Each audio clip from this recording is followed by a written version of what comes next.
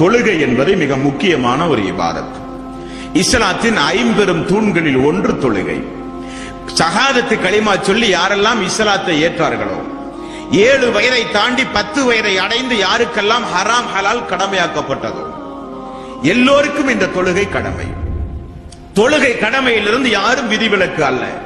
மாதவிலக்கு பெண்கள் தொழுகையிலிருந்து விதிவிலக்கு, பைத்தியக்காரர்கள் தொழுகையிலிருந்து விதிவிலக்கு, பிரசவ பெண்கள் தொழுகையிலிருந்து விதிவிலக்கு. வேறு எல்லோருக்கும் தொழுகை கடமை. யாரும் தொழுகையிலிருந்து தப்பிக்கவே முடியாது. நபிகள் நாயகம் ஸல்லல்லாஹு அலைஹி வஸல்லம் அவர்கள் சொன்னார்கள், இந்த உலகத்தில் இஸ்லாமிய சமூகத்தில் ஒரு மனிதன் தொழாமல் இருப்பானேயானால் அவன் ஒன்று பைத்தியக்காரனாக இருக்க வேண்டும். இந்த உலகத்தில் இஸ்லாமிய சமூகத்தில் பெண்கள் தொழாதவர்களாக இருக்க வேண்டுமானால் காலமெல்லாம் அவர்கள் விதிவிலக்குடைய பெண்களாக இருக்க வேண்டும்.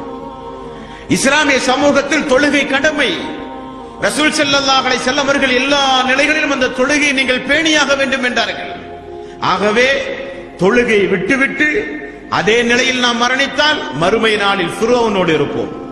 தொழுகையை கடைபிடித்து ஐநேர தொழுகையை பேணி அதோடு நாம் மரணித்தால் வமயுத்தஇல்லாஹ வர் ரசூல் உலாயிக மஅல்லதீன அன்னமல்லாஹு அலைஹிம் மினன் நபிய்யின வஸ்ஸித்தீகின வஸ்ஸுஹதாஇ வஸ்ஸாலிஹீன்.